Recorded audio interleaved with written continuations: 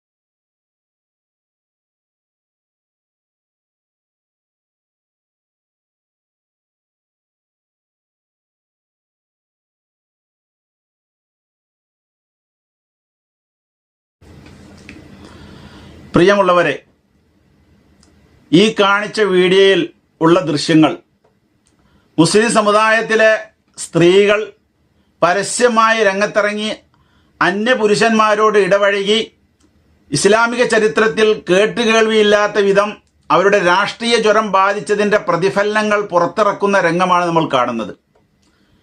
മുസ്ലിം സഹോദരിമാർ അച്ചടക്കത്തോടുകൂടെ വീട്ടിലൊതുങ്ങി നിൽക്കുക, ആവശ്യത്തിന് പുറത്തു പോകുന്ന സമയത്ത് ഹിജാബും നിക്കാബും പാലിക്കുക എന്നതൊക്കെ ഇസ്ലാമിൻ്റെ നിയമമാണെന്നിരിക്കെ ആ നിയമങ്ങൾ മുഴുവനും ലംഘിച്ചുകൊണ്ട് തെരഞ്ഞെടുപ്പിൻ്റെ ജ്വരം ബാധിച്ച പാർട്ടി രാഷ്ട്രീയത്തിൻ്റെ അടിമയായി തീർന്ന പുരുഷന്മാരുടെ അതേ റോളിലേക്ക് നമ്മുടെ സഹോദരിമാർ അധപ്പതിച്ചു പോയി എന്നതിൻ്റെ ഏറ്റവും വലിയ തെളിവാണ് ഈ കാണുന്നത്. യഥാർത്ഥത്തിൽ നമ്മുടെ വീടിൻ്റെ ഉള്ളറകളിൽ അടങ്ങിയൊരുങ്ങിയിരുന്ന, അതിൽ സംതൃപ്തരായിരുന്ന സ്ത്രീകളെ ഇങ്ങനെ കൊടിയും പിടിച്ച് സ്ഥാനാർത്ഥിക്ക് ഹാരാർപ്പണം നടത്താനും മാല ചാർത്താനും ഷാള് ചാർത്താനുമൊക്കെ യാതൊരു മറവുമില്ലാതെ നമ്മുടെ സഹോദരിമാർ ഇവർ പർദ്ദയിട്ടില്ലേ എന്നാണ് ചിലർക്കുള്ള ചോദ്യം. സ്ത്രീകൾക്ക് ഏറ്റവും വലിയ ഫാഷനാണ് പർദ്ദ എന്ന് പറയുന്നത്. സ്ത്രീകളുടെ ഫാഷൻ ഇല്ലാതാകാൻ ഈ പർദ്ദയിട്ടത് നിക്കാബിലാണ് അവരുടേതായ സംരക്ഷണം മുഴുവനുള്ളത്. അത് ഏത് സ്ത്രീകളാണ് അവിടെ പാലിച്ചിട്ടുള്ളത്? ഒന്നും പാലിച്ചിട്ടില്ല. അല്ലെങ്കിൽ തന്നെ ഒരു അന്യമതക്കാരനായ ഒരു സ്ഥാനാർത്ഥിക്ക് ഇങ്ങനെ രംഗത്തിറങ്ങിക്കൊണ്ട് മാലയിടുന്നതിന് ഏത് ഇസ്ലാമാണ് ഇവർക്ക് സപ്പോർട്ട് ചെയ്യുക? ഇവിടെയാണ് നമ്മൾ ചിന്തിക്കേണ്ടത്. ഈ സഹോദരിമാരെ ഇങ്ങനെ രംഗത്തിറക്കിയത് ആരാണ്? ഇസ്ലാമിൻ്റെ അഡ്രസ്സിൽ അറിയപ്പെടുന്ന 1000 മഹലുകളുടെയൊക്കെ ഖാളിയാണെന്ന് അവകാശപ്പെടുന്ന ഇവരുടെയൊക്കെ ഒത്താശയോടുകൂടെ ഉണ്ടാക്കിയെടുത്ത ഒരു ഹരിത വിപ്ലവത്തിൻ്റെ സൃഷ്ടിയായിട്ടാണ് ഇവരൊക്കെ രംഗത്തിറങ്ങി ഇങ്ങനെ മതവിധികളെല്ലാം വ്യഭിചരിച്ചുകൊണ്ട് ഇസ്ലാമിൻ്റെ അന്തസ്സ് തന്നെ മറ്റ് സമുദായങ്ങൾക്കിടയിൽ പോലും ഇല്ലാതെയാക്കുന്ന ഒരു പ്രകടനം നമ്മുടെ സഹോദരിമാർ നടത്തുന്നത്. ഇവർക്ക് വനിതാ രംഗത്ത് പ്രവർത്തിക്കുവാനുള്ള സാഹചര്യം ഒരുക്കുകയും അതിനു വേണ്ടി ഫത്വ കൊടുക്കുകയും അതിനു വേണ്ടിയുള്ള എല്ലാവിധ സജ്ജീകരണങ്ങൾ ഒരുക്കുകയും ചെയ്തത് ഈ മുസ്ലിം സമുദായത്തിൽ മുസ്ലിം രാഷ്ട്രീയ പാർട്ടിയാണ്. അത് ബിദ്അത്തുകാരാവുന്ന പലർക്കും അതിൽ പ്രശ്നമില്ല. പെണ്ണുങ്ങൾ രംഗത്തിറങ്ങുന്നതിനോ അവർ മുഖം മറക്കാതെ പോകുന്നതിനോ യാതൊരു തടസ്സവും ഇല്ല. സ്ത്രീകൾ മുഖം മറക്കുന്ന നിക്കാബിടുന്നതിന് മുമ്പ് ചേന്നമംഗലൂരുള്ള ദജ്ജാൽ പറഞ്ഞത് എന്താണ്? അത് കൊതുവലയാണെന്ന. സ്ത്രീകളുടെ മുഖത്ത് തൂക്കിയിടുന്ന ആ നിക്കാബിന് യുദ്നീന അലൈഹിന്ന മിൻ ജിൽബാബിഹിന്ന എന്ന് പറയുന്ന ആയത്തിൽ പറഞ്ഞ ആ സാധനം ഖുർആൻ പറഞ്ഞ് അതിനെ വിമർശിച്ചുകൊണ്ട് ആ ജന്തു പറഞ്ഞത് എന്താണ്? അത് കൊതുവലയാണ് എന്നാണ്. ഇങ്ങനെ ബിദഅത്തുകാരൊക്കെ ഏത് അന്യപുരുഷന്റെ മുമ്പിലും സ്ത്രീകൾക്ക് മുഖം മറക്കാതെ ഒരു ലൈസൻസ് ഉണ്ടല്ലോ, മുഖവും മുൻകൈയും തുറന്നിടുക എന്നുള്ളത്. യഥാർത്ഥത്തിൽ ആണ് കാണാൻ ആഗ്രഹിക്കുന്നത് അത് തന്നെയാണ്, വേറെ ഭാഗങ്ങളൊന്നുമല്ല. മുഖം കണ്ടാലാണ് ഓരോരുത്തരും വിലയിരുത്തുന്നത്. അപ്പം മുഖം മറച്ച് നടക്കണമെന്നാണ് യഥാർത്ഥത്തിൽ ഷാഫി മദ്ഹബിലെ പ്രബലമായ വീക്ഷണമുള്ളത്. കാരണം ആരെയും ആകർഷിക്കുന്ന മുഖമാണ്. ഏതൊരു പെണ്ണിനെ കാണാൻ പോയാലും ആണിനെ കാണാൻ പോയാലും നമ്മൾ ഇഷ്ടപ്പെടുന്നത് അദ്ദേഹത്തിൻ്റെ കൈയിൻ്റെ നരമ്പോ കാലിൻ്റെ മുടിയോ ഒന്നും കണ്ടിട്ടല്ല. അതേസമയം മുഖം നോക്കിയിട്ട് ലെവലുണ്ട് എങ്കിലാണ് നമ്മൾ ഇഷ്ടപ്പെടലും അല്ലാതിരിക്കലും. ഇങ്ങനെ സൗന്ദര്യത്തിൻ്റെ ഏറ്റവും പ്രതീകമായ മുഖം തുറന്നിട്ട് നടക്കുന്നതിന് ബിദ്അത്തുകാർക്കൊന്നും തന്നെ തടസ്സമില്ല. ആ ബിദ്അത്തുകാർ മുമ്പ് തന്നെ സ്ത്രീകളെ രംഗത്തിറക്കി ഗാനമേള നടത്തലും പ്രസംഗം നടത്തലും മറ്റുമൊക്കെ ചെയ്യാറുണ്ട്. ആയിഷ ബീബി റളിയല്ലാഹു അൻഹയുടെ ചരിത്രമൊക്കെയാണ് ഇവർ പറയല്. ഏതെങ്കിലും ഒരു ഘട്ടത്തിൽ പരസ്യമായ ഒരു പ്രഭാഷണം അന്നുള്ള ഏറ്റവും വലിയ പണ്ഡിതയായിരുന്ന ആയിഷ ബീബി നടത്തിയതായിട്ട് ഈ സ്ത്രീകൾക്കോ, സ്ത്രീകളെ രംഗത്തിറക്കുന്ന വിദഗ്ധക്കാർക്കോ, അവർക്ക് ചൂട്ടുപിടിക്കുന്ന ഈ 1000 മഹല്ല് കാളിമാർക്കോ തെളിയിക്കാൻ കഴിയുമോ?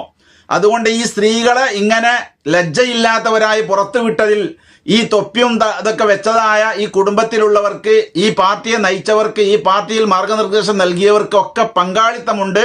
അള്ളാഹുവിന് മുമ്പിൽ ഈ പേക്കൂത്തിനെതിരെ മൗനം പാലിച്ചതിന്റെ പേരിൽ നമ്മൾ പോലും അള്ളാഹു ശിക്ഷിക്കുമെന്ന് ഉറപ്പാണ്.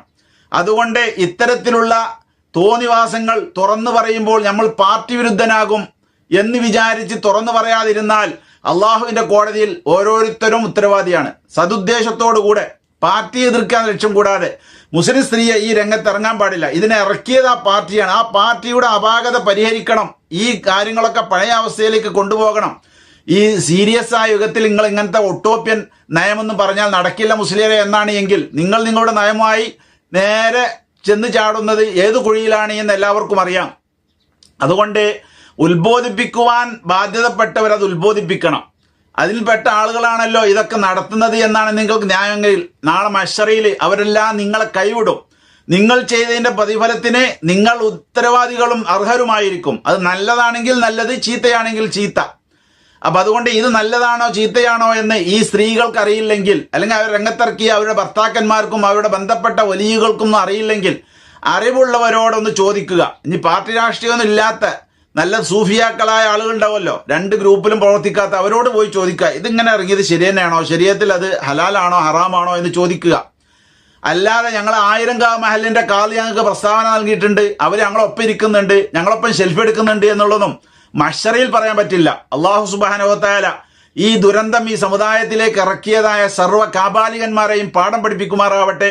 മുസ്ലിം ഉമ്മത്തിന് ഇസ്സത്ത് നൽകിയിരുന്ന, മുസ്ലിം സ്ത്രീയുടെ ഇസ്സത്ത് സംരക്ഷിച്ചിരുന്ന മുൻകാലത്തെ ആ അവസ്ഥയിലേക്ക് നമ്മുടെ സഹോദരിമാരെ കൊണ്ടുപോകാൻ പറ്റുന്ന ബോധവൽക്കരണം എല്ലാ സഹോദരിമാരിലും ഉണ്ടാവട്ടെ.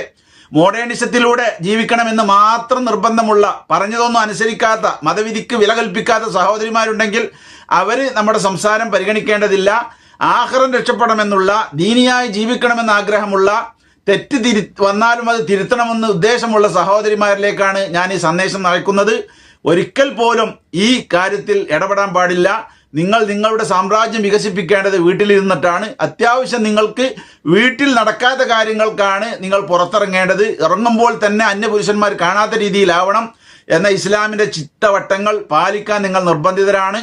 വിവരമില്ലായിരുന്നു, പറഞ്ഞു തന്നില്ല എന്ന് നിങ്ങൾക്ക് പരാതി പറയാൻ പറ്റില്ല. അല്ലാഹു സുബ്ഹാനഹു വ തആല എല്ലാവരുടെ തെറ്റുകളും തിരുത്തി, ആ വന്നത് തെറ്റാണെന്ന് മനസ്സിലാക്കി അത് തിരുത്തുകയും ഭാവിയിൽ വീണ്ടും ആ തെറ്റ് ആവർത്തിക്കുന്നതിൽ നിന്ന് പിന്തിരിയുകയും ദീനിയായ കാഴ്ചപ്പാട് ഇന്നതാണെന്ന് മനസ്സിലാക്കി ദീൻ ഇത് തന്നെയാണോ എന്ന് സാത്വികരായ പണ്ഡിതന്മാരോട് സംശയമുണ്ടെങ്കിൽ ചോദിച്ച് മനസ്സിലാക്കി നിങ്ങളുടേതായ കർമ്മമണ്ഡലം പുഷ്പിക്കണമെന്നും തെറ്റുകൾ തിരുത്തണമെന്നും അഭ്യർത്ഥിക്കുകയാണ്. അള്ളാഹു എല്ലാവർക്കും നന്മ വരുത്തട്ടെ. വാഹിറു ദഅവതി അൽഹംദുലില്ലാഹി റബ്ബിൽ ആലമീൻ.